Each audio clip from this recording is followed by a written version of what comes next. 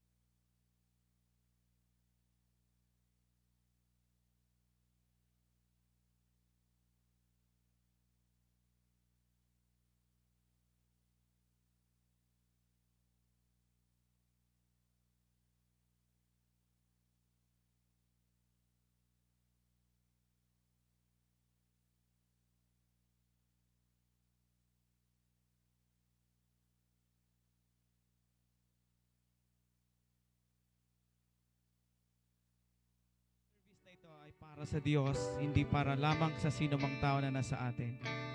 Kaya mga kapatid, samahan niyo po kami sa ngayong umaga. Hallelujah. I just want to praise you. Yes, Lord. Lift my hand and say, I love you. You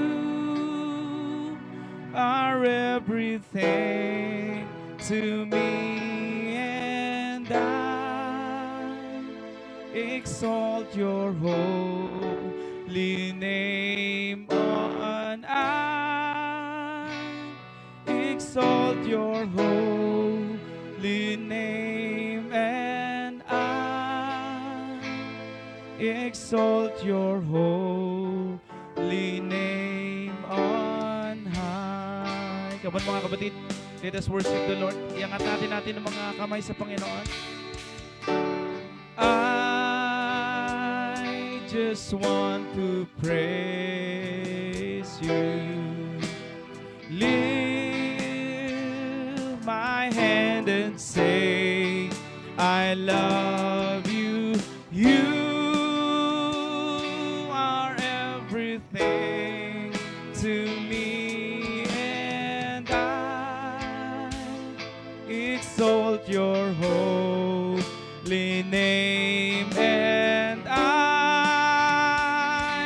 exalt your holy name, and I exalt your holy name on high.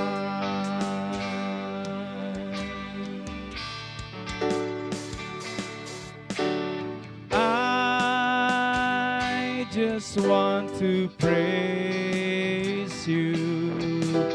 Lift my hand and say, I love you. You are everything to me, and I exalt your holy name, and I exalt your holy name. On I exalt your holy name on high. Let us clap our hands to the Lord. Hallelujah. Patuloy po tayong umawit ngayon mga kapatid. Sumayaw tayo at gumalak sa Panginoon. Come on, church. Let us clap our hands to the Lord.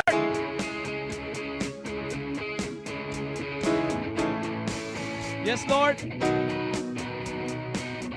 Come on, church. Every praise to our God. Every word of worship with one accord. Every praise to our God. Sing hallelujah. Sing hallelujah to our glory, hallelujah. Glory, hallelujah to our every praise to our God. Every praise to our every word of worship with one accord. Every praise to our God. Sing hallelujah, come on. Sing hallelujah to our God. Glory, hallelujah to our God. Every praise to our God. God is my Savior. God my Savior. God my healer. God my deliverer. Yes, He is. Yes, He is. God my Savior. God my healer. God my deliverer. Yes, He is. Yes, He is. Every praise to our God. Every word of worship with one accord. Every praise to our God. Sing hallelujah. Come on, church. Sing hallelujah to our God. Glory, hallelujah to our God. Every praise to our God. Come on, church, every praise to our God. Every word of worship with one accord. Every praise to our God. Sing hallelujah, come on, church. Sing hallelujah to our glory, hallelujah to our God. Every praise to our God. God is our Savior.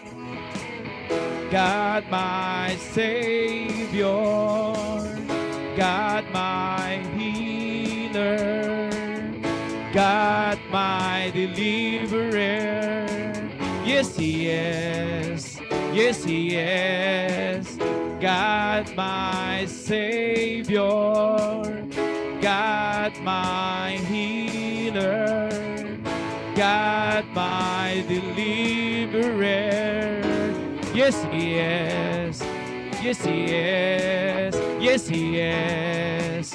Yes, He is. Yes, He is. Yes, He is. To our God. Come on, church. Let us clap our hands to the Lord. Come on. Lord, you are good. Come on, church. Palakpakan natin ang Panginoon.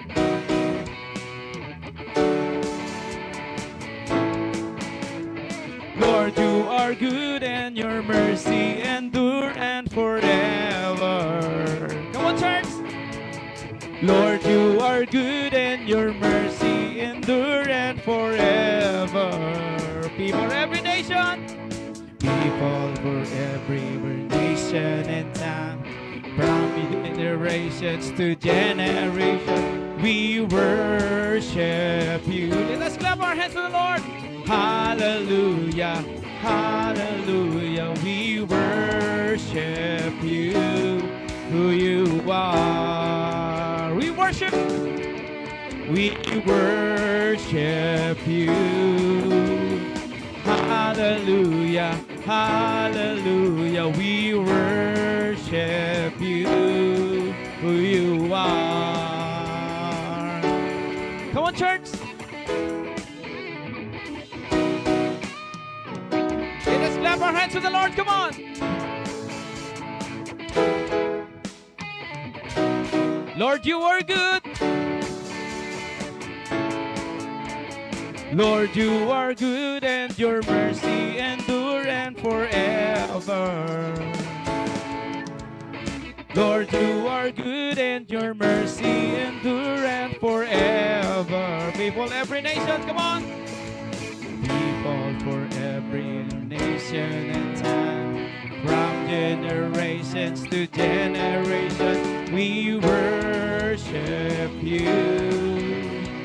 Hallelujah, hallelujah, we worship you, who you are. We worship you. Hallelujah, hallelujah, we worship you, who you are. Come on, clap our hands to the Lord. You are good.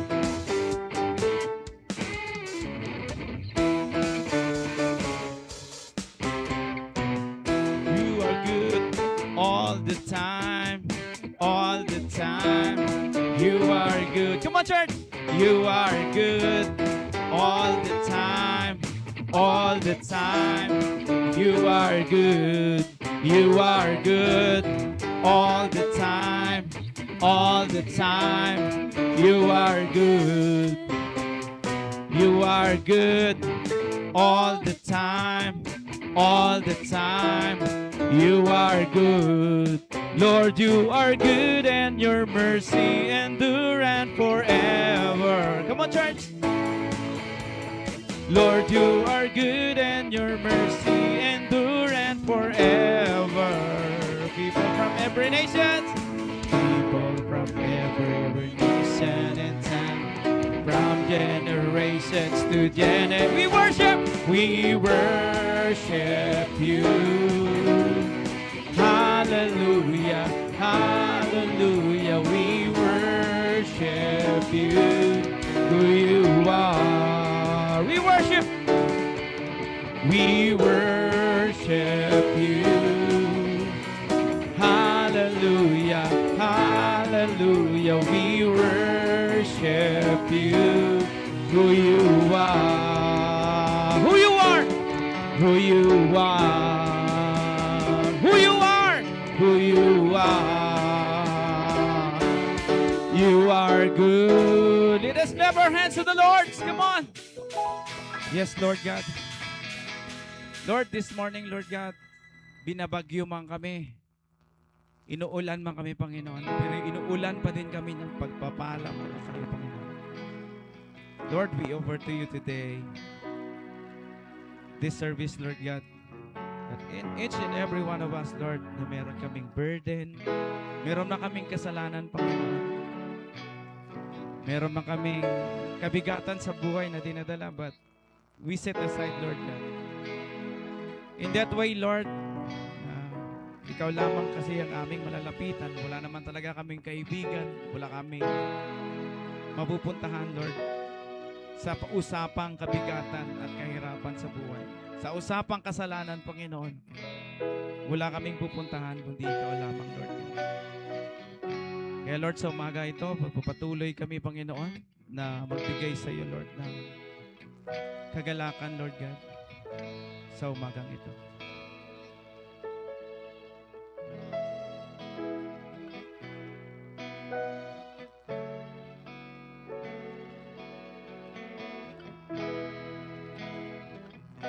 Come on, church, let us sing to the Lord.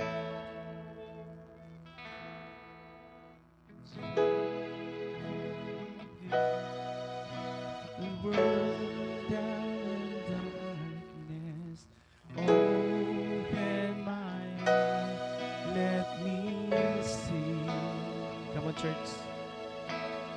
You needed me, this heart of adore you, hope of a life spent with you.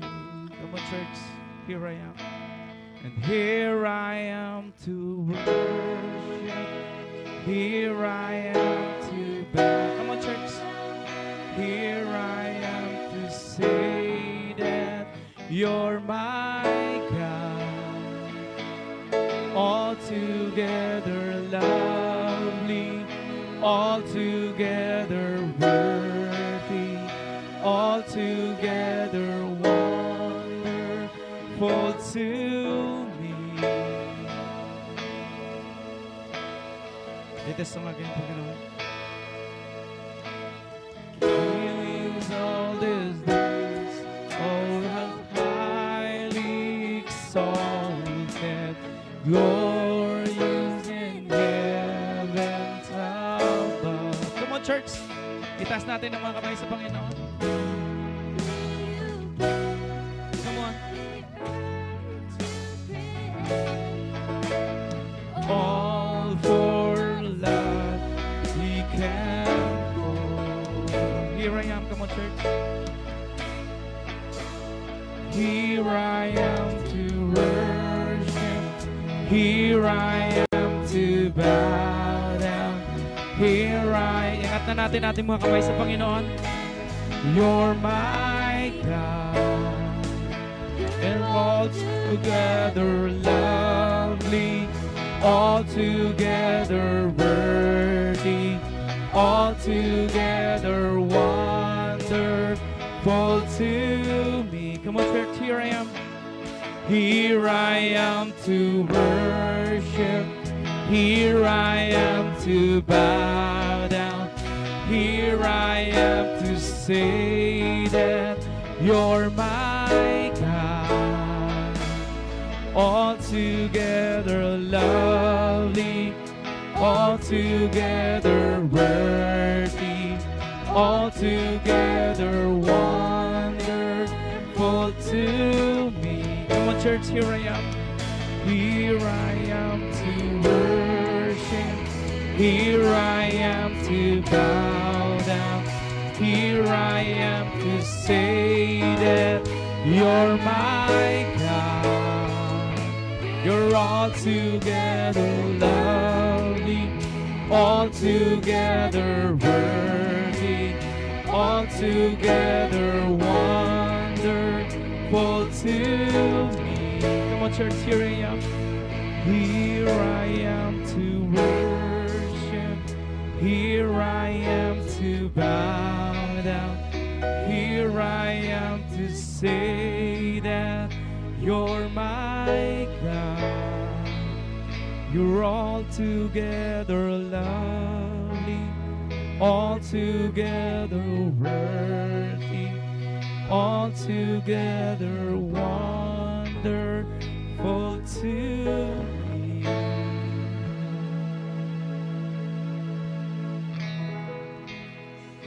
Come on, church.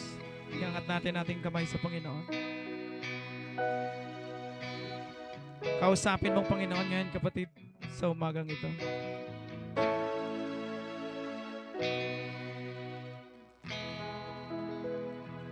Into your hand I commit again with all I am for you, Lord. You hold my world in the palm of your hand, and I am yours. Talk to the Lord forever. Come on, church. Jesus, I believe in you. Jesus, I belong to you. You're the reasons that I live, the reasons that I sing. With all I am, with all I am. Come on, church, let us sing to the Lord.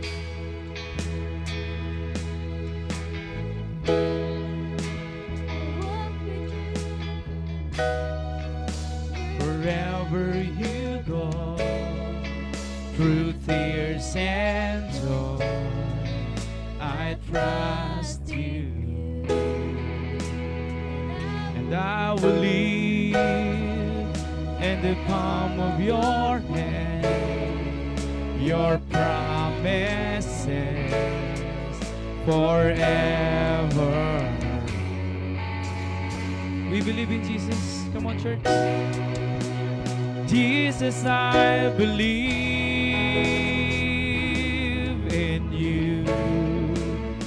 Jesus, I belong to you. You're the reasons that I live, the reasons that I sing. Jesus, I believe. Jesus, I believe in you. Jesus, I belong to you. You're the reasons that I live, the reasons that I sing. With all I... Come on, church, let us worship to the Lord. I will worship.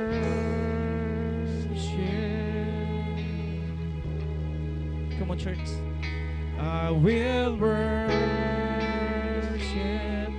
Itaas mo ang kamay mo sa Panginoon. Purihin mo ang Diyos. I will worship. Talk to the Lord. Sabihin mo sa Kanya. I will worship you. I will worship, Lord. I will worship.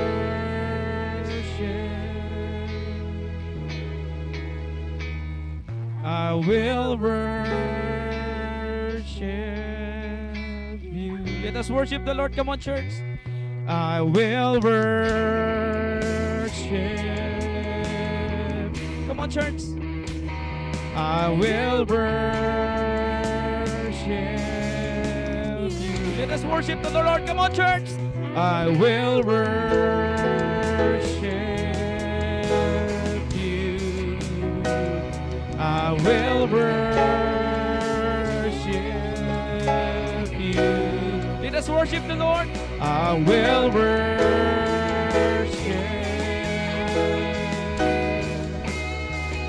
I will worship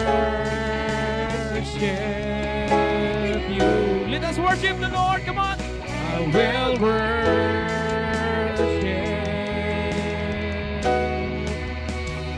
I will worship you. Come on, church. Jesus, we believe in Jesus. Jesus, I believe. Come on, church. In you. Jesus, I belong to you. You're the reason. You're the reason that I live. The reasons that we believe in Jesus. Come on, church. Jesus, I believe in you. Jesus, I belong to you. You're the reasons that I live. The reasons that Jesus, I believe. Jesus, I believe in you. Jesus, we belong. Jesus, I belong to you. You're the reasons, Lord. You're the reasons that I live. The reasons that I sing with all I am. Let us worship to the Lord. Hallelujah. We glorify your name, Lord God. You're the King of Kings and the Lords of Lords. You are our God. You are our Savior. Hallelujah. Glory, glory to you, Lord. Glory to you, Father. Thank you, Lord God. Thank you, Lord.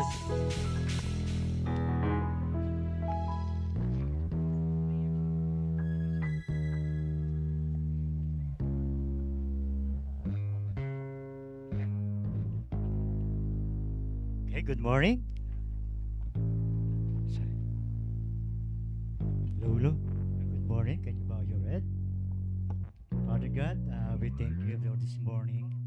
Salamat po Diyos at sa masayang awitin na aming inaawit sa umagang ito, Lord God. Muli, ang iyong presensya, Panginoon, ay maranasan namin.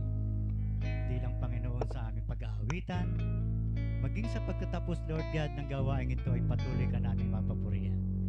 At nawa, Panginoon, maranasan namin ang iyong presensya, hindi lang sa lugar na ito, Lord God. Na kung saan kami naroon, sa bahay, sa ang lugar, Lord God, ay lagi ka namin kasama. Kasama na tumutulong sa amin sa lahat ng aming mga panalangin. Lord, saan man kami dako, patuloy nga po na ikaw ang mag-guide, na kung saan, Lord God, ang iyong mga anak ay patuloy mo po na binibigyan ng halaga, Lord God. At sa umagang ito, Panginoon, ang bawat sa amin, Lord God, ay patuloy na magpuri sa iyo. Patuloy kami, Panginoon, na magtiwala sa iyo sa lahat ng aspeto ng aming buhay. Ano man aming kalalagayan, ano man ang sitwasyon, Lord God, umulan man, bumagyo, umaraw, ikaw pa rin ang Diyos sa aming buhay.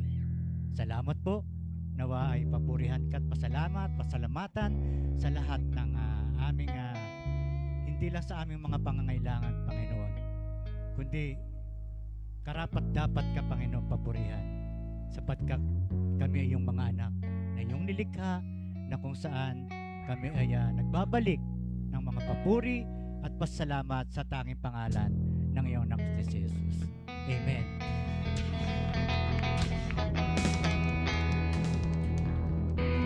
Amen. And good morning po ulit sa mga late. And ngayon po ay maglaan po tayo ng onting panahon para po tayo ay magkamustahan.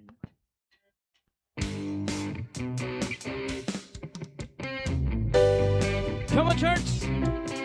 Kamustahin mo iyong mga kapatid? Ulan man o bagyo? Sabihin mo sa Panginoon, mahal na mahal. Mahal na mahal kita, Panginoon. Sabihin mo sa kapatid mong mahal na mahal. Mahal na mahal kita, Panginoon. Kailan may di kita ipagpapalit, kat sa piling mo'y langit. Mahal na mahal kita, Panginoon. Mahal na mahal kita, Panginoon. Mahal na mahal kita, Panginoon. Kailan may di kita ipagpapalit, pagkat sa piling mo'y langit.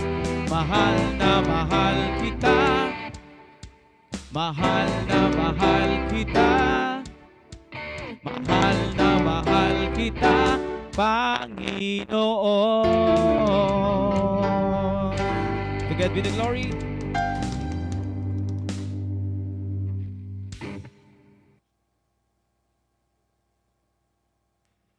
Amen.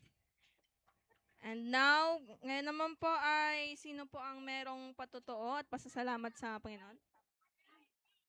Sino po ang merong dalang pasasalamat sa Panginoon? Punta lang po dito sa harapan. Sino daw? Punta lang po dito sa harapan. Sino? Ikaw? Ikaw?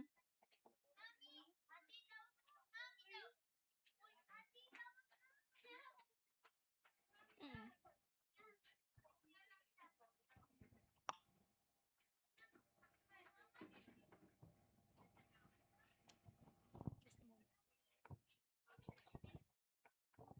Hello po, magandang umaga po sa ating lahat.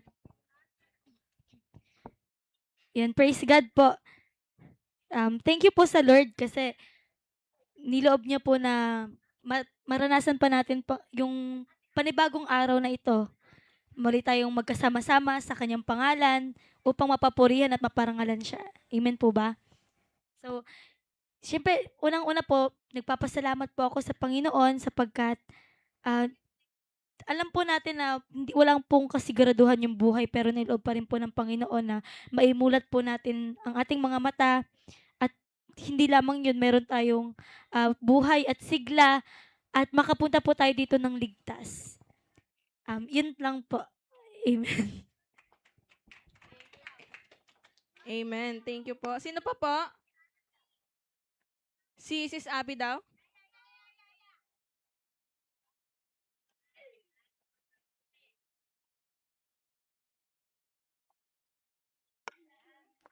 Hello? Sound check. Ayan, good morning po sa lahat. Nagpapasalamat po ako sa Panginoon kasi binigyan na naman niya ako ng another year. Ano pa ba? Speechless. Nagpapasalamat ako, syempre, binigyan ako ng mga anak. At syempre, hindi ko rin inaasahan na tutugtog sila. Ganon din sa pamilya ko sa pagsuporta sa akin. Saka, kahit maraming pagsubok sa buong isang taon, napagtagumpayan namin. To God be the glory. Amen. Maraming salamat po, Sis Abby. Sino pa po? Meron pa po ba? Kung wala na po, before we proceed sa ating mensahe ng Panginoon, Brother Daniel, meron po ba tayong announcement?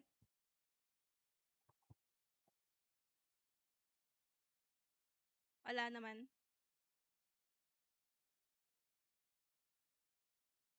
Alin dyan? Instrumental tutorial daw po pala sa August. Mag-start siya ng August 2026 po. Ito po yung announcement. Wala na ba? Ako wala na po, akin na pong tinatawagan si Brother Romy para po sa mensahe ng Panginoon.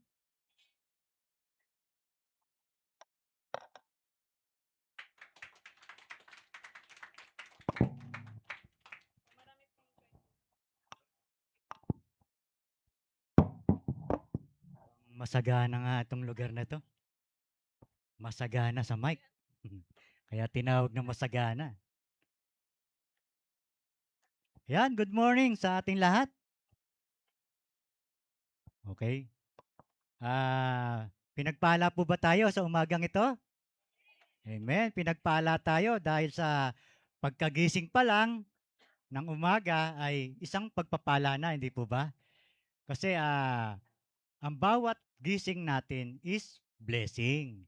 Kaya lahat ng umaga na sa tuwing tayo ay nagigising, ipagpasalamat natin. Kasi ang buhay ay na pinagkatiwala sa atin ay galing sa atin Panginoon. At isa pa, hindi hadlang ang ulan, ang bagyo, di ba? Upang tayo makapaglingkod sa ating Panginoon. Kaya sa umaga nito, may ituturo siya sa atin. May ituturo siya kung papaano nagpaunlad ang ating Panginoon. Nagpaunlad saan? Ng bahay ba? Or what? Or nagpaunlad ba ng mga anak? Okay, maraming ituturo sa atin ng Panginoon sa umagang ito. Pagpapaunlad ng mga mananampalataya. Yon. Sige po, start na po tayo bago po tayo dumako sa ating topic. Tayo po muna ay magsitayo at manalangin. Father God, marami pong salamat sa umagang ito, Panginoon. Salamat po sa iyong mga anak na narito ngayon, Lord God, na patuloy, Lord God, na sa iyo ay lumalapit, patuloy na sa iyo nakikinig at nag-aaral ng iyong mga salita. Nawa, Panginoon, sa umagang ito ay patuloy mo po sila na basbasan sa kanilang buhay na kung saan, Panginoon, nagpapatuloy sila sa kanilang pagsunod sa iyo. At ito po yung sa pinaka-importante, Panginoon, na ang siyang mga anak mo ay patuloy na maglingkod at patuloy na manampalataya sa iyong pangalan. Salamat po at i-guide mo po ang iyong lingkod na ay ikaw po, Panginoon, ang siyang mataas. Sa pangalan po ng iyong Jesus. Amen. Can you sit down, please?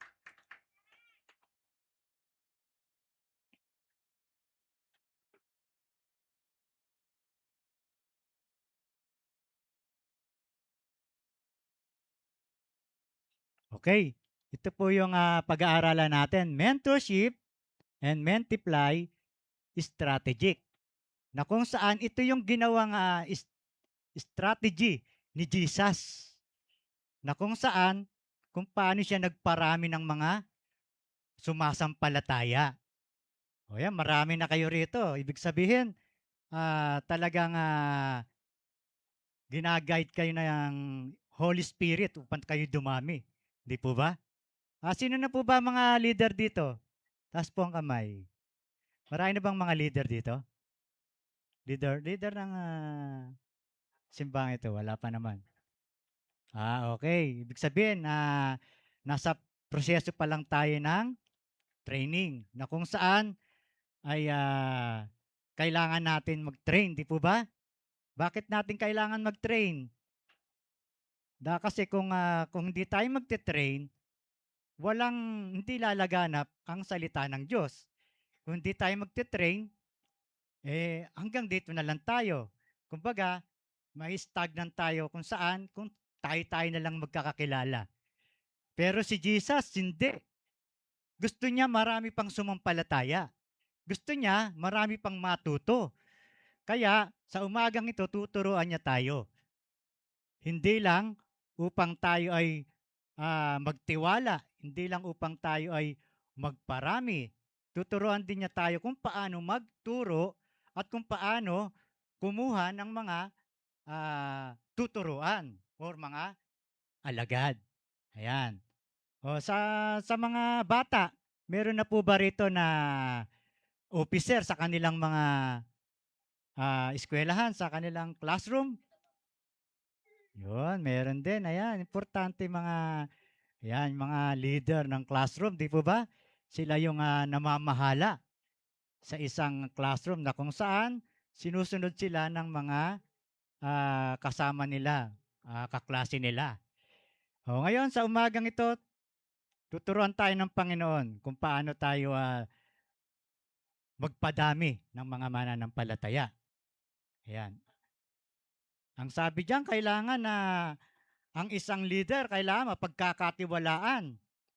Ang sinumang nagnanais na maging tagapangasiwa ng iglesia o naghahangad ng marangal na gawain, kailangan ay walang kapintasan. O, ano po ba yung walang kapintasan?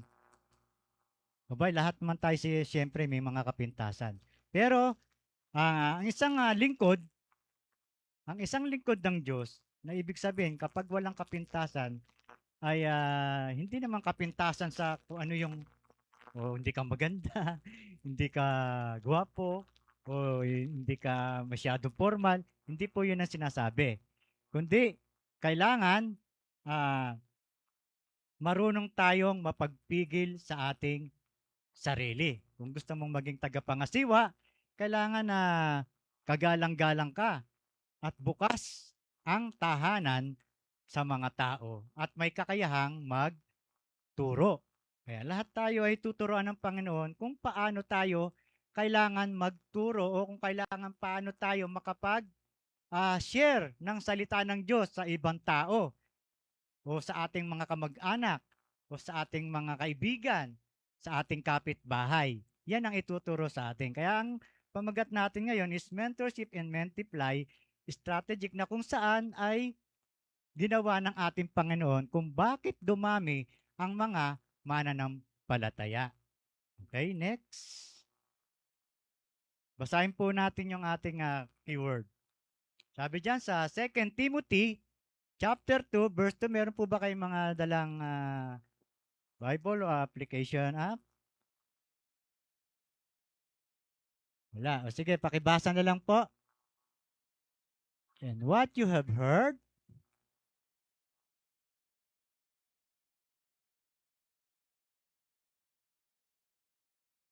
yon. Sino po ang sumulat niyan? No, si Apostol Pablo. Sumulat siya kay Timoteo. Sinulatan niya si Timoteo, ang sabi niya, basahin natin sa Tagalog, at ang mga narinig mo sa akin sa harap ng maraming saksi ay ipagkatiwala mo rin sa mga taong tapat na makakapagturo rin naman sa iba. Isulat ni Apostol Paul yan kay Timoteo. Si Timoteo ay mentee ni Apostol Pablo. Mentee siya na kung saan lagi siyang kasama ni Apostol Pablo, saan man siya magpunta ay tinuturuan siya kung paano magpalaganap o kung paano magturo, kung paano mag-share ng the Word of God. Kaya si Timoteo, kalagi niyang kasama yan. Siya yung mentee niya na pinagkatiwalaan niya upang magturo din naman sa iba. Yan.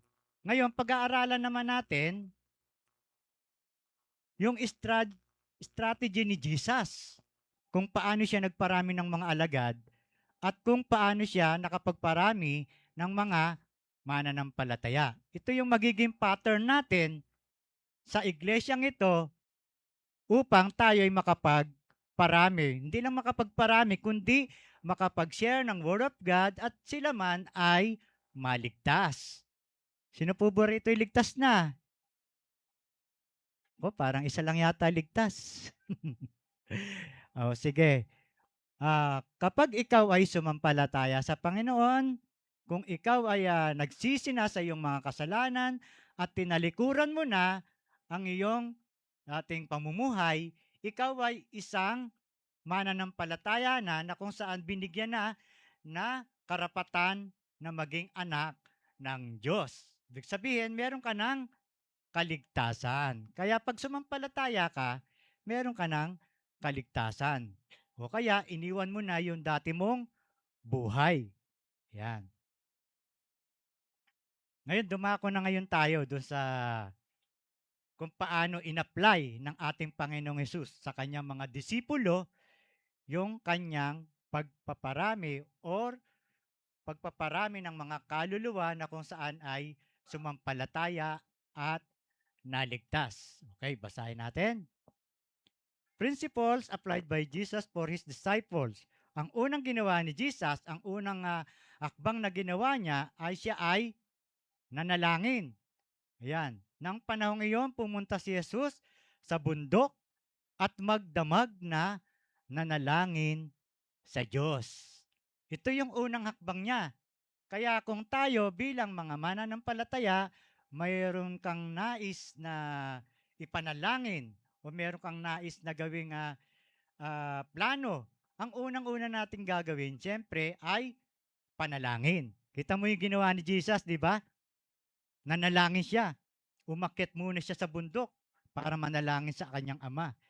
At ito yung isang hakbang na kung saan ipinaka-importante yung guidance ng Holy Spirit o banal na Espiritu na siyang gagabay kay Jesus upang siya ay magtagumpay sa kanyang mga layunin.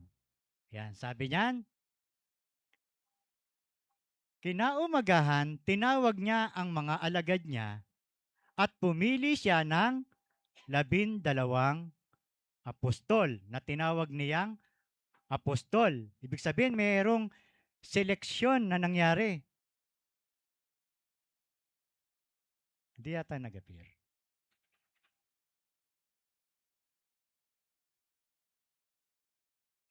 Ayan, mayroong seleksyon na nangyari. Ang sabi diyan, kinaumagahan, tinawag niya ang kanyang mga alagad niya at pumili siya ng 12 alagad na tinawag na mga apostol. Pag sinabing apostol, sila yung mga saksi ng ating Panginoong Hesus. Noong panahon siya ay narito, saksi siya sa mga ginawa ni Jesus. Kaya ito yung mga unang hakbang kung paano ang Panginoong Hesus ay nanalangin muna. Alam niyo po ba, pinanalangin niya kung sino yung mga tao na karapat-dapat. Pinanalangin niya kung sino yung mga tao na makakasama niya. O ganun din po tayo mga kapatid. Kaya kapag tayo ay meron tayong gustong makasama, humayo, meron tayong gustong makasama na mag-share ng Word of God, wala man tayong kakayahan, pwede tayong humanap ng tao, pwede tayong humanap ng isang tao o ipanalangin siya na makakasama natin. Yon. Kaya si Jesus, ganun ang ginawa niya. Nanalangin siya upang may makasama siya, pumili siya na kung saan ay mapagkakatiwalaan. Okay, next.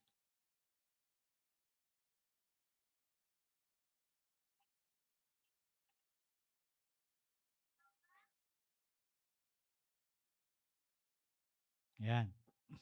Pagkatapos nito, pumili pa ang Panginoon ng 72 alagad at sinugo ang mga ito ng dala-dalawa sa mga bayan at iba pang mga lugar na pupuntahan niya. Hindi lang siya pumili ng 12. Pumili rin siya ng ilan? Ilan daw yung pinili? 77. Bakit 77 pinili niya? Upang Upang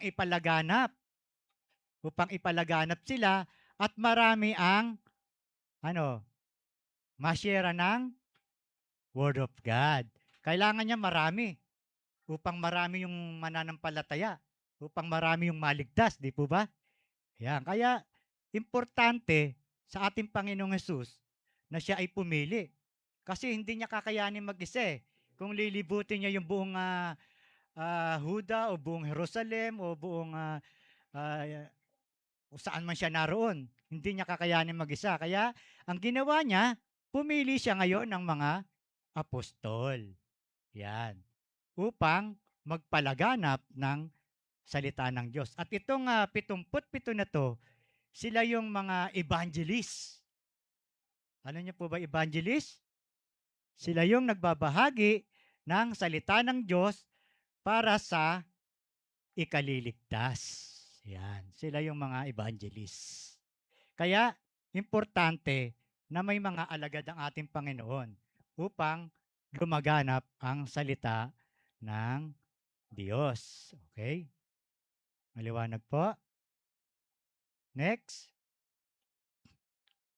Consecration. Ano po ba yung consecration? Ito yung paraan ni Jesus na kung saan kailangan pag naglingkod tayo ay meron tayong pamamaraan na kung saan hindi tayo magkakaroon ng kapintasan. Sabi diyan, 3 ways consecrate your life to God. Ano yon? Number 1, practice separation. Pag sinabing practice separation, kailangan ihiwalay mo ang iyong sarili sa mga gawa ng makasanlibutan. Yan ang ibig sabihin niyan. Practice separation. Kailangan huwag tayong makipamatok sa mga hindi mananampalataya. Ano po ibig sabihin ng hindi makipamatok? Kung ano man yung nakikita natin sa kanila, halimbawa, mga naglalasing sila, yung mga nagsisigawan sila, mga nag-aaway sila, yan yung ibig sabihin niyan, humiwalay tayo sa mga ganyan. Huwag tayong makisama sa kanila. Pero hindi ibig sabihin ay hindi na tayo pwedeng makihalo sa kanila. Ang ibig sabihin ng makapamatok, kung ano man yung mga gawang masasama, ay huwag nating gagayahin sa kanila. Ngunit, pwede tayong makisama sa kanila na kung saan maging ehemplo tayo ng may Kristo sa buhay. Sabihin, huwag tayong kakitaan ng mga bagay na na hindi kalooban ng Diyos. Kaya nga, tayo hinihiwalay sa mga ganyang pagkakataon na kung saan nakakakita tayo ng mga masasamang elemento, sa mga hindi ka nais-nais, hindi kaloob ng Diyos sa mga nakikita natin sa paligid. Yan ang una natin practicein. Then, ikalawa, walk in repentance. Ano po sa Tagalog ng repentance? Pagsisisi. Importante na magsisi tayo sa ating mga ginawang mga kasalanan. Kung gusto mong maging isang lingkod ng Diyos, kung gusto mong ikaw ay maging follower ni Jesus, kailangan magsisi tayo sa ating mga kasalanan. Ano po yung sabi sa 1 John 1:9? Na kung ipapahayag natin ang ating mga kasalanan, siya ay tapat na tayo ay patatawarin. Yon. Then next, ano yung ikatlo? Yan, live in obedience. Mamuhay daw tayo ng may pagsunod. Sino po ba masunurin dito sa nanay? O yan, maraming masunurin. Kung paano kayo sumusunod sa mga nanay, dapat ganun din tayo sumusunod kay Jesus. Sapagkat ang hindi sumusunod kay Jesus ay may consequences. Kung ano man yung consequences na yon, ano po yung mga mararanasan natin mga consequences kapag hindi tayo sumusunod? Siyempre, kapag hindi tayo sumusunod, baka yung kaaway ang magpasunod sa atin. Kaya kay Jesus lang tayo susunod. Huwag sa iba, sa hindi natin kakilala na kung saan na hindi si Jesus yung ating susundin. Or next. Saan ba tayo?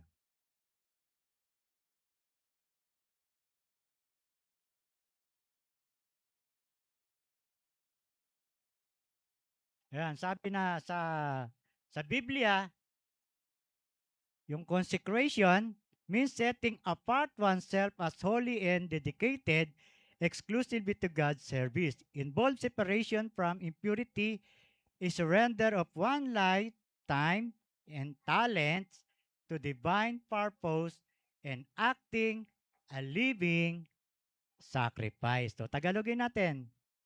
Sa Biblia, ang pagtatalaga ay nangangahulugan ng pagbubukod ng sarili bilang banal at eksklusibong nakalaan para sa paglilingkod sa Diyos. Kabilang dito ang paghihiwalay mula sa karumihan, pagsuko ng buhay, oras, at talento ng isang tao para sa banal na layunin at pagkilos bilang isang buhay na hain. Ayan. Ito yung pinakamahalaga. Dapat yung mga talento na ipinagkatiwala sa atin, gamitin natin yan sapagkat itinalagay yan sa atin ng Panginoon. O sino rito yung maraming talento? Talento sa pag-awit. Yeah, marami. Talento sa musika, sa instrument. Yun, marami. Talaga, yung mga pinagkatiwala sa atin na yan, dapat ay gamitin natin yan sa ating iglesia. Kasi kanino galing yan? Kay Jesus. Siya yung nagbigay sa atin ng mga talento na yan. Kaya, dapat ipamuhay natin o i-share din natin yung mga natutunan natin ng mga talentong ipinagkatiwala sa atin. Yan. Mahalaga na dapat ay binibigyan natin ng pansin yung mga talento na yan. The next, basahin po natin sa Lucas.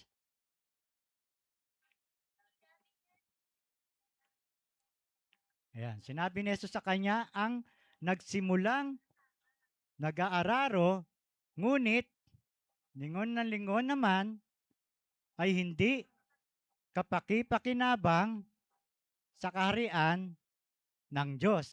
O, meron po ba rito na ang tatay nag-aararo? Meron po ba rito na ang tatay nag-atrabaho sa isang bukid?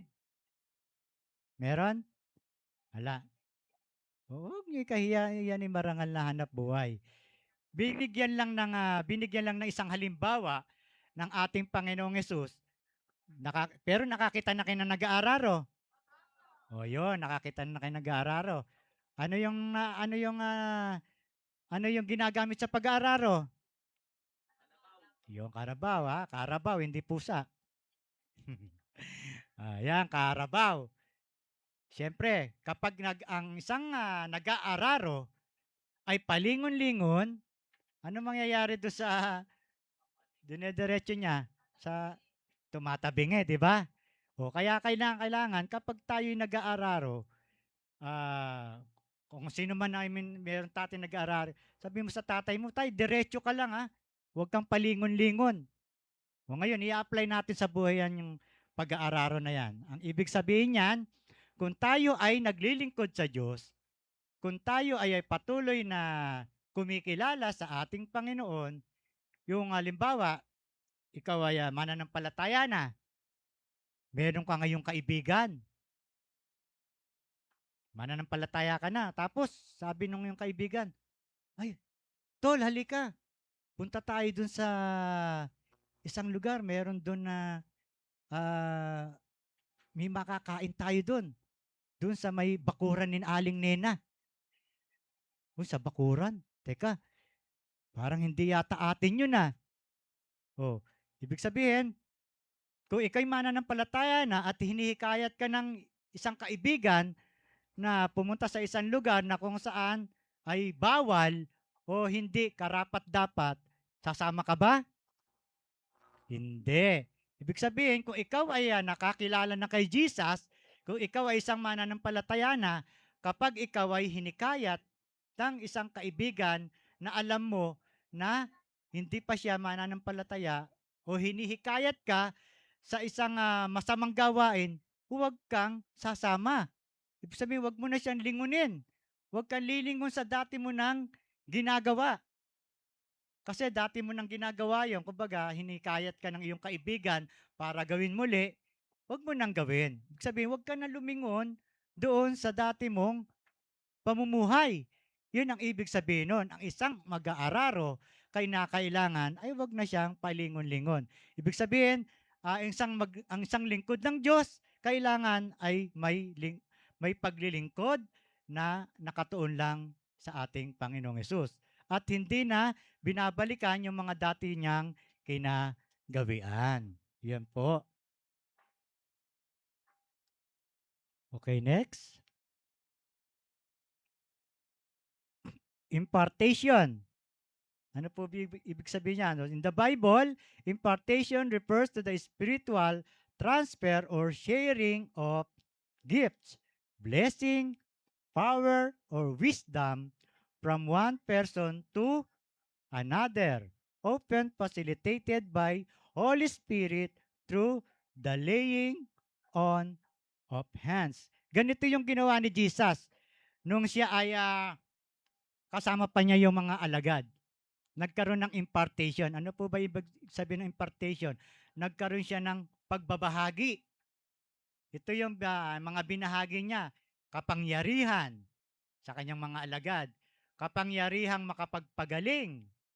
Kapangyarihan na kung saan ay binigyan ka ng kaloob na marunong kang magbigay sa iba.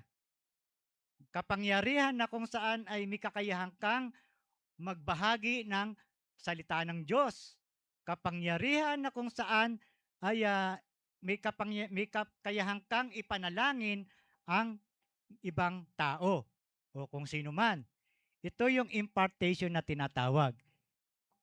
Kung ikaw ay isang mananampalataya, si Jesus hindi siya madamot. Kapag ikaw ay isang mananampalataya na, bibigyan ka ng isang talento na kung saan pwede mong gamitin. Halimbawa, may kakayahan kang magbahagi ng Word of God. Anong gagawin mo sa kakayahan ngayon? Magbabahagi. I-share mo naman sa iba, di ba? O yung kakayahan na yon. Kaya kapag may ganyan kang kakayahan, ay gamitin natin, isa pamuhay natin. Kasi iyan yung nais ni Jesus eh. Hindi lang yung sarili natin, yung kaligtasan na ipinagkatiwala sa atin. Kaya dapat bilang mananampalataya na sumusunod sa ating Panginoong Hesus, kapag binigyan ka ng ganyan talento, ay ibahagi mo, ituro mo sa iba. Yan, tulad ng ating si Kuyang. Ayan. Di po ba marami siyang alam na talento? Amen. Hindi niya sinarili yan. Kumbaga, ibinibahagi niya yan sa mga hindi pa marunong sa instrumento. Kaya kita mo, maraming na natututo sa instrumento dahil sa merong talento na pinagkatiwalaan na kung siyaan ay ibinabahagi niya upang ang iba naman ay makinabang. At yung na mga natuto naman sa mga binahagi nga na ni Kuyang, dapat sila rin ay magturo. Sila rin dapat ay magbahagi. Bilang isang mananampalataya, bilang isang kapatid sa pananampalataya, dapat gayahin natin yung ginagawa ng isang tagapagturo o tagapagbigay ng kaalaman. Yan, napakahalaga sa buhay natin yan. Kaya dapat, kung ikaw ay may mga, kahit anong talento na pinagkatiwala sa'yo, hindi lang naman sa mga instrumento, na kung ikaw ay isang mga awit, kung ikaw ay kung magaling kang umawit, pwede mo rin i-share sa iba, bakit ka ba maganda ang boses mo? Ano ba yung ginagawa mo? Iba yung mga pamamaraan mo, bakit maganda ang iyong boses? O, di ba? Kapag may ganun kang, ay hindi, ganito lang naman ginagawa, lumulubog ako sa tubig. Tapos umaawit ako. Hirap kaya nun. Nasa nakalubog ka, umaawit ka. Pero ganun pa man, ano man yung mga talento na pinagkatiwala sa atin, ibahagi natin para lumaganap yung mga talento ng ipinagkatiwala sa atin na yan. Then next, sabi dyan, ayan, basahin po natin sa Lucas chapter 10 verse 19. Binigyan ko kayo ng kapangyarihang tapakan ng mga ahas at mga alakdan at lahat ng kapangyarihan ng kaaway at walang anumang makapamiminsala sa inyo. Ayan, bigyan natin ng pansin yan. Ang buhay natin ay inihahambing sa mga hayop na ito, mga alakdan o mga ahas na yan. Hindi ibig sabihin niya na tapakan natin ng physical. Hindi natin kaya. Manlalaban yan. At tayo ay pwedeng madisgrasya. Di po ba? Ang ibig pong sabihin niyan, binigyan tayo ng kapangyarihan upang ang mga gawa ng kaaway ay ano? Ang gawa ng kaaway ay ating mapagtagumpayan. Ano yung mga dapat nating mapagtagumpayan na yan? Yun yung mga tukso. Ayan, inihahambing ang mga gawa ng kaaway sa isang hayop na kung saan, di po ba? Sino po ba yung tumukso kay Eva at saka kay Adan? Sino ginamit ni Satanas? Ahas. O, di po ba? Yan. Yan yung binabanggit dyan na kailangan ay mapagtagumpayan natin yan. Kailangan tapakan natin yung mga gawa ng kaaway na yan. Kailangan kailangan hindi tayo nila mapinsala. Yung mga nasa paligid natin dyan, nakikita natin dyan. Yan. Hindi naman natin sila itinuturing na kaaway, kundi yung mga gawa nila na hindi kaaya-aya. Yun yung itinuturing nating kaaway. Hindi yung tao, kundi yung masamang ginagawa. Kaya yun ang dapat natin tapakan. Yan yung binigay sa ating kapangyarihan upang sawayin natin anuman ang ginagawa ng kaaway. Okay, next. Basahin ulit natin yung verse 20. Yan, ganun pa man, huwag kayong matuwa dahil napapasunod nyo ang masamang espiritu. Sa halip, matuwa kayo dahil nakasulat sa langit ang pangalan ninyo. Kung ikaw man ay may ganitong kapangyarihan, kung ikaw man ay nakakapagpagaling, kung ikaw man ay tagasunod ng ating Panginoong Yesus, ang sabi diyan, sa halip, matuwa kayo dahil dahil ang pangalan nyo ay nakasulat. Hindi doon dahil sa ginagawa nyo. Sapagkat kapag nakasulat na ang iyong pangalan, ibig sabihin, ikaw ay mapupunta na sa? Sino gustong mapunta na sa langit? Madami na gustong mapunta sa langit. Siyempre, kung kailan gusto mong magpunta sa langit, hindi pa ngayon. Si Lord ang may kalooban yan. Sabihin, merong pa siyang nais ipagawa sa iyo. Kaya kung ikaw man ay narito sa lupa, dapat namnamin natin yung mga bagay na pinapagawa sa atin. Dapat dapat yung mga ipinagkatiwala sa atin ng ating Panginoon ay gamitin natin nang naayon sa kanyang kalooban. The next, ito pa yung in-apply ni Jesus. Basahin natin. Ayan. Delegation. Ano po ibig sabihin? Delegation of authority refers to the division of labor and decision making. Responsibility to an individual that reports to a leader, mentor. Ayan, karapatan ng leader o mentor na malaman yung mga ginagawa ng kanyang mga alagad. Ayan, kagaya po ng mga alagad ni Jesus.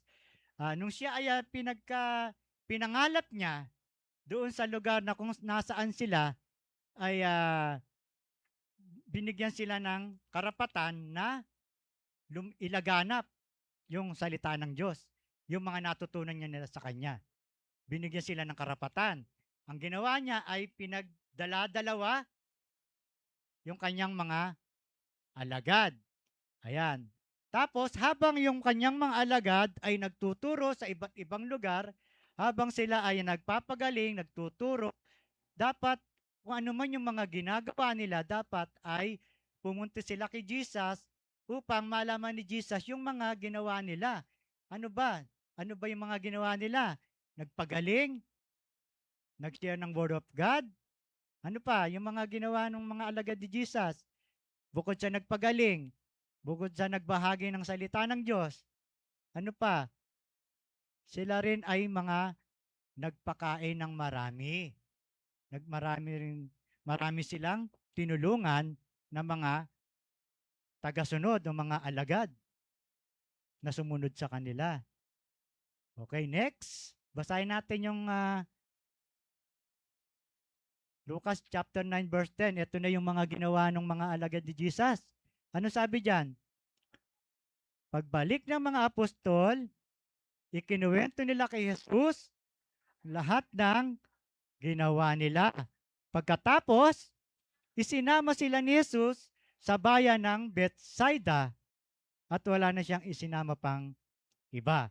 O ngayon, ito yung binabanggit natin kanina, yung delegation na kung saan yung kanyang mga apostol ay nagre-report kay Jesus sa mga ginawa nila. O ano na ba yung mga ginawa nyo? Na mga itinuro ko sa inyo? Ano na ba yung mga binahagi nyo sa mga tao? O, sabi ni Jesus, kailangan na i-report sa kanya yung mga ginawa. Ayaw ni Jesus na mag-report sila nung wala lang. Ibig sabihin, yung wala lang silang natutunan kay Jesus, pagbalik nila, ay wala po Jesus. Wala po kaming ginawa. O, di malulungkot si Jesus niyan. O, bilang mga tao, bilang pinagkatiwalaan niya ng salita ng Diyos, tayo rin ay magbahagi sa iba upang dumami yung mga mananampalataya. Upang maging madami yung mga magbabahagi din ng salita ng Diyos.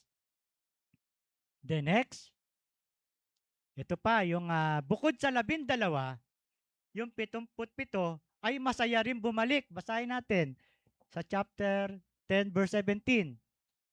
Masayang bumalik ang 72 tagasunod ni Jesus. Sinabi nila sa kanya, Panginoon, kahit po ang masasamang espiritu ay sumunod sa amin kapag inuutusan namin sila sa pangalan nyo. Yan yung mga ginawa ng mga alagad ni Jesus na kung saan nakapagpalaya sila ng mga masamang espiritu. Yung kanina binanggit natin na impartation, yan yung kapangyarihan ni Jesus na ibinahagi sa kanyang mga alagad na gusto ni Jesus, sila man ay makapagpalayas ng mga demonyo o mga masamang espiritu. O sila man ay makapagbahagi ng salita ng Diyos upang maraming maligtas. Di po ba? Kaya napakahalaga nung impartation na binahagi niya. Kailangan kung ano yung natutunan mo kay Jesus, ibahagi mo rin sa iba. Kagaya niyan, sabi niyan, sumusunod sa amin at inuutosan namin sila sa pangalan nyo. Ibig sabihin, nakakapagpalaya sila ng mga masamang espiritu. The next, demonstration. Ang sabi diyan, dahil akong Panginoon at guro ninyo ang naghugas ng inyong mga paa, dapat din ninyong gawin ito sa isa't isa. Binigyan ko kayo ng halimbawa upang inyong tularan. Ano po yung demonstration na itinuro ni Jesus? Maghugasan ng paa. Literal bang hinugasan na nung mga alagad yung paa ni Jesus? Literal bang hinugasan ni Jesus yung mga paa ng mga alagad? Kung ating babasahin yung sa aklat ng Lucas yun Hindi ba hinugasan niya yung mga paa ng mga alagad? Ano po ang ibig sabihin nito nung paghugas ng paa ni Jesus sa kanyang mga alagad? Dahil ba marami yung paa nila? Dahil ba puro putik? Hindi. Ano po ibig sabihin yon? Ito yung pinaka mahirap sa isang tao na kung saan huhugasan mo yung paa ng kapwa mo, di ba? Parang sinabi mo, ano ba tawag dito sa ibang pagpapakumbaba. Yun ang ibig sabihin nun. Pagpapakumbaba na kung saan hindi mo naman ginagawa pero ginawa mo. Isang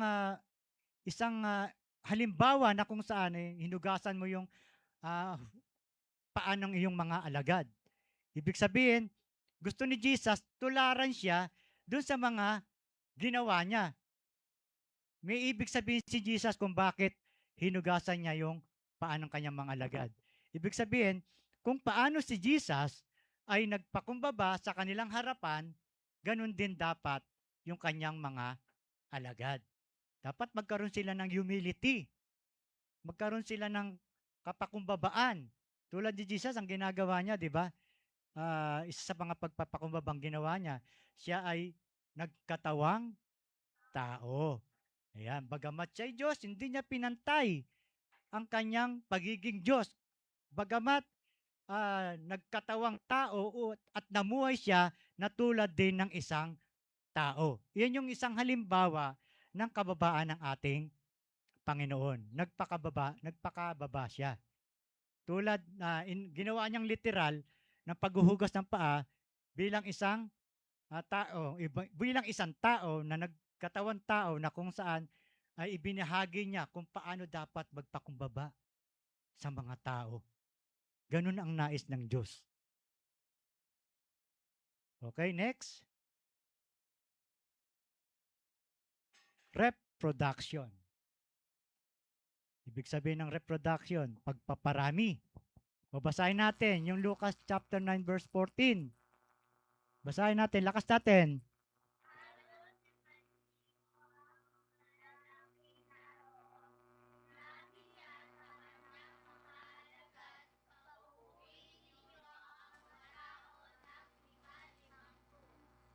Yan, grabe si Jesus. Biri mo, ilan yung naging tagasunod? Hindi, ilan lahat? 5,000. Gusto niya maging 5,000 tayo dito? Amen. Baka next time, meron na tayong dito. Second floor, di ba? Tignan mo yung ginawa ni Jesus. Una, ilan lang yung tinawag niya? Ilan mo nang alagad yung tinawag niya? Ilan tao? Yung una, 12 apostol. Sumunod, 77. Ngayon, tignan mo, 5,000 na. 5,000 na yung tagasunod ni Jesus na lumapit sa kanya, sa kanyang mga alagad. At itong 5,000 na to, ito yung mga binahagi na nila ng salita ng Diyos. At dahil sa kanilang pakikinig, dahil sa kapangyarihan ng salita ng Diyos, itong mga 5,000 nito ay sumama kay Jesus. Sumama sila upang makinig ng kanyang mga aral. Ayan, sabi diyan, pinaupo sila ng 50. Pero mo, ang dami nun. 50. Pagka siguro yung 5,000 na nashare nyo sa lugar na ito, palagi ko, siksikan na kayo dito, Di ba? Pero may gagawin ang Diyos kapag ganyang dumadami na ang isang iglesia. Hindi siya nagpapabaya. Dati, tignan mo yung iglesia namin do sa Malolos. Dati maliit lang siya. Halos parang siguro mula rito hanggang doon sa dulo na yun, doon sa labas. Ganun lang ang church doon sa Malolos. Ano pa yun Doon nasa JDC pa ako, maliit lang siya. Pero habang lumalaon, habang nagpapatuloy ang gawain ng Diyos, lumalago ang isang iglesia. Lumalago, dumadami. At ngayon, makita mo ngayon ang word for the word dito sa may diversion na pinupuntahan nyo. Marami na, di po ba? Nakita nyo? Nasa 100 attendees na. Ibig sabihin, 100 plus na mga mananampalataya na ang naroon. Ganyan ang kapangyarihan ng ating Panginoong Hesus. Gusto niya lumaganap ang salita ng Diyos sa buong kinapal. Kaya, hindi tayo magsasawa sa paglilingkod. Hindi tayo magsasawa na makinig ng salita ng Diyos at ibahagi din naman sa iba. Okay, next. Ayan yung strategy ni Jesus. Jesus' strategy for multiplying followers, often called spiritual reproduction, focused on investing deeply in a few people, the disciples, so they would in turn train others. Sabi diyan, kailangan makapag-train din sila ng iba. Kung paano nag-train si Jesus ng mga tao, dapat ganun din sila mag-train sa iba. Ayun, based on the Great Commission, this model emphasized making disciples who make more disciples, aiming for exponential growth of the faith and rather than more addition. Kinakailangan ay makapag-share tayo ng Word of God sa buong kinapal. Sinabi ni Jesus, yung Great Commission niya. Alam niyo po ba yung Great Commission ni Jesus? Go ye and make disciples. Diba? Kailangan ipalaganap nila ang salita ng Diyos sa pamamagitan ng Ama, ng Anak, at ng Banal na Espiritu. Yun ang Great Commission ni Jesus. At sabi niya, ang lahat ng itinuro ko sa inyo, kailangan ay ituro nyo rin sa iba.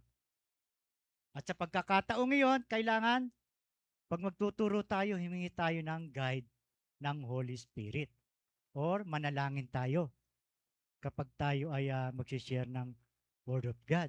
Sabi, dapat ang ganito ay, sa ganitong panalangin, ay kikilos ang Banal na Espiritu kung sino ituturo niya. Lord, ituro mo po sa akin ng tao na kung saan ay nais mo ilapit sa iyo.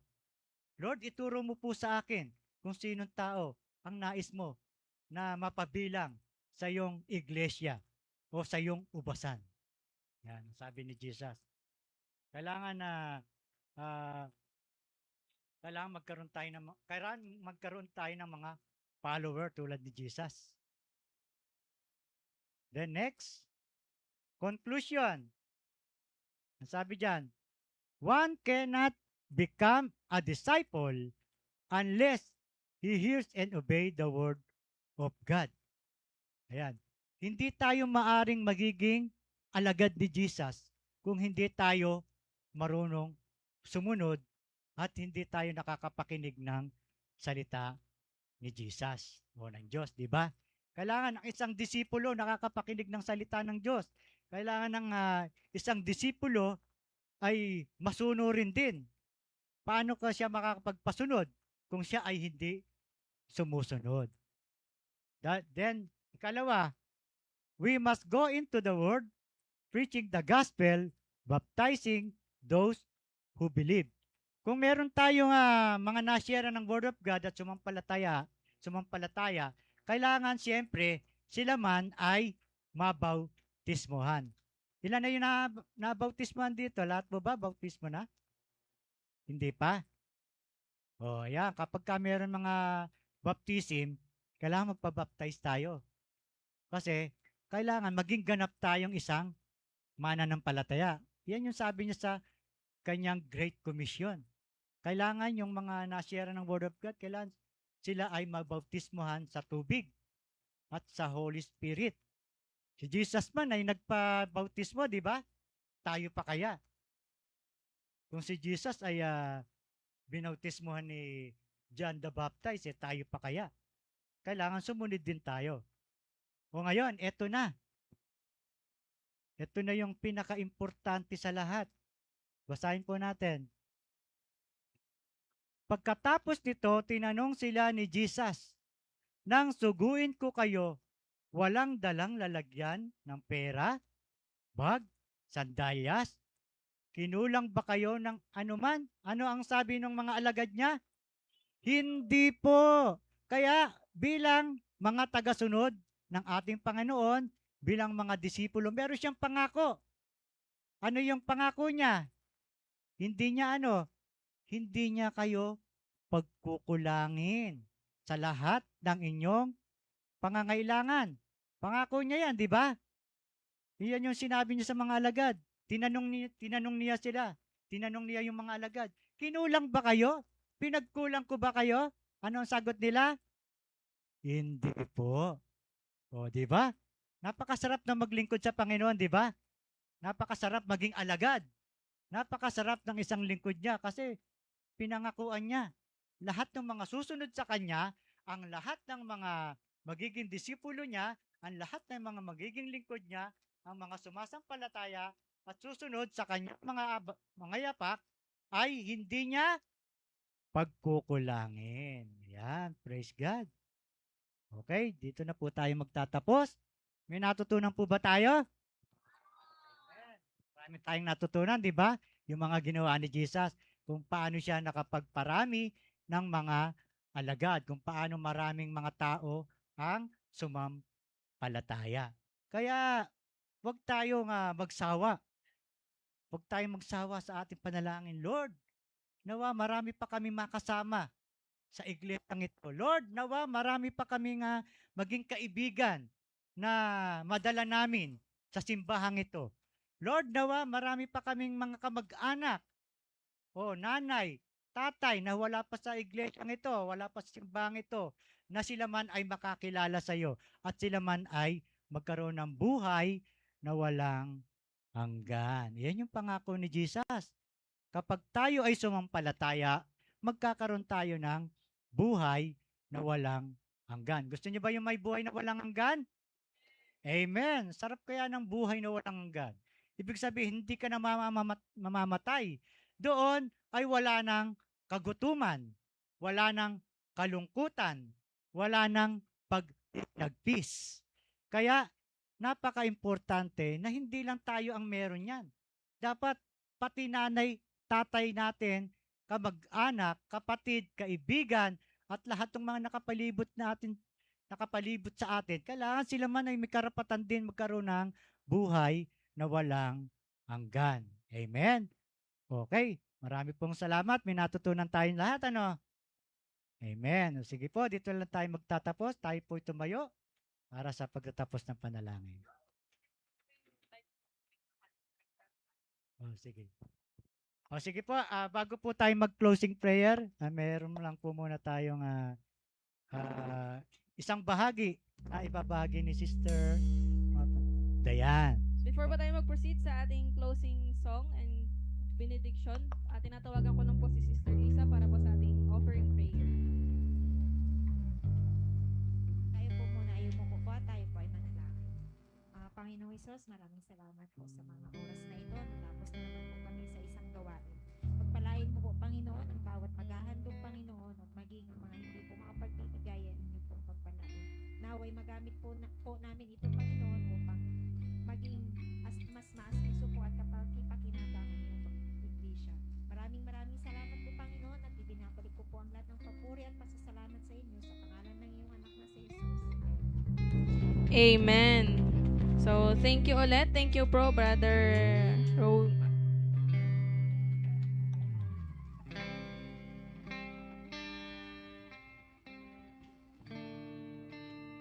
And tayo naman po ay mag-proceed sa ating closing song. Pamagitan po ng Pandi Worship Team.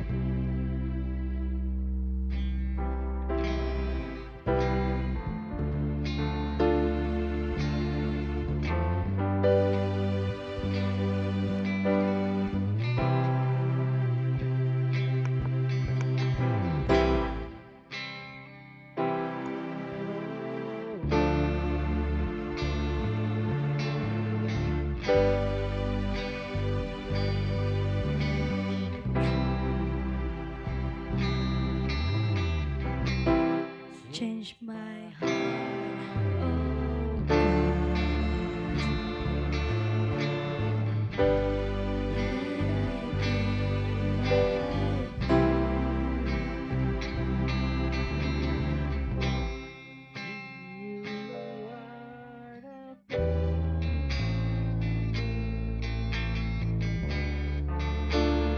I am tempted.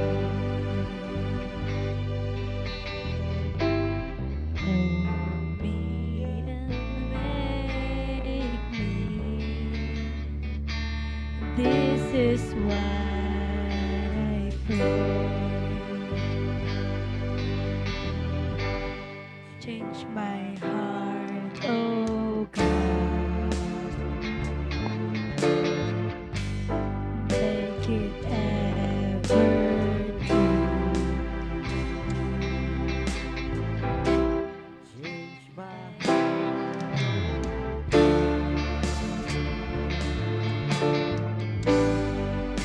I feel like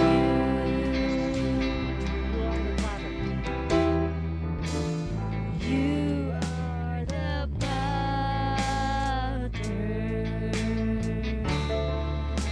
I am the clay.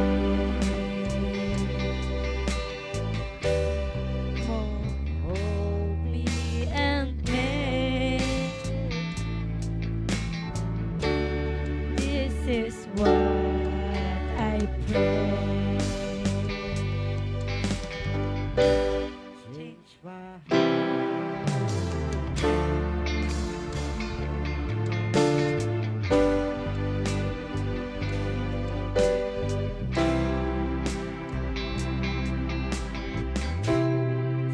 my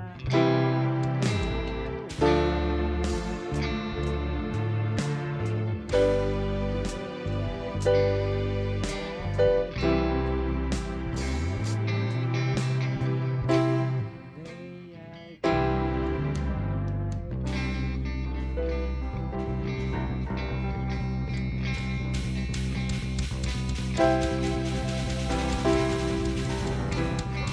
Sige po.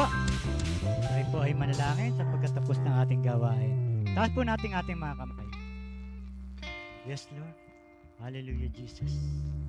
Panginoon, marami pong salamat sa iyong mensahe sa umagang ito.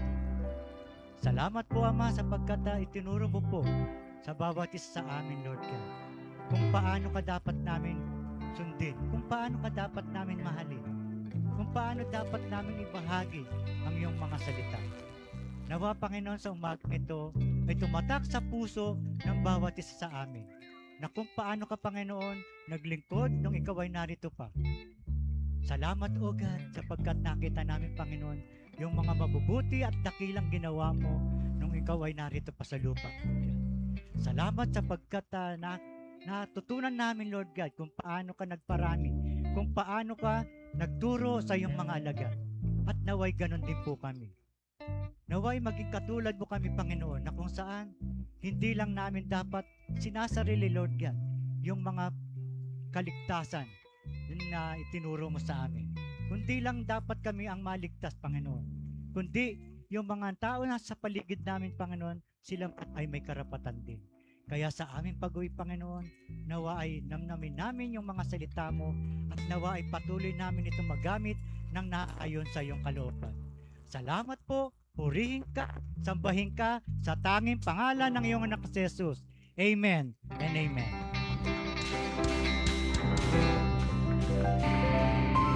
Po, tumayo po tayong lahat at tayo po magpuri muli sa Panginoon. Amen? Because God is so good. Amen?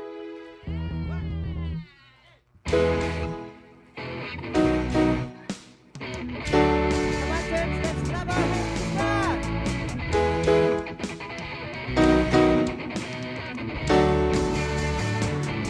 Let's sing this song.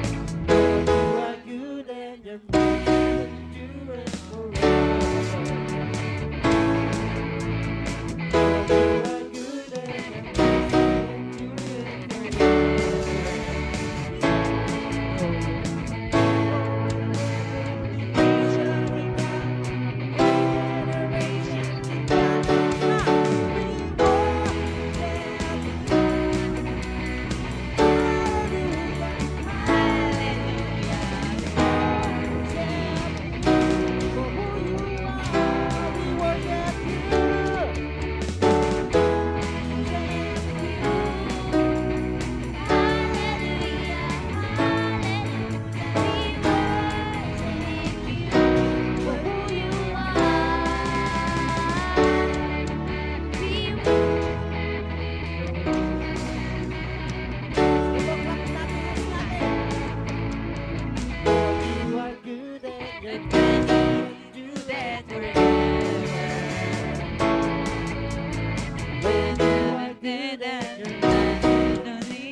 Amen.